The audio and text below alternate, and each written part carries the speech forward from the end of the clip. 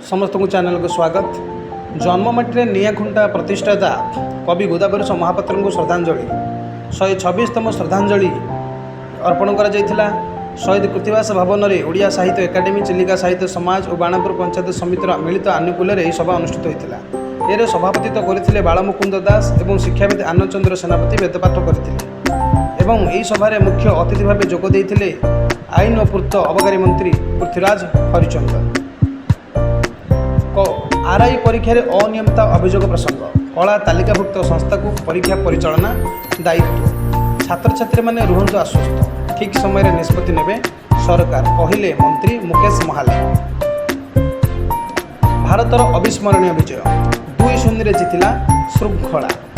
उभय इनिंग्स रे अर्धशतक हासिल करथिबा Yashasvi Jaiswal player of the match एवं 114 रन कर 11 विकेट नहीं अश्विनी बनिले प्लेयर ऑफ द सीरीज।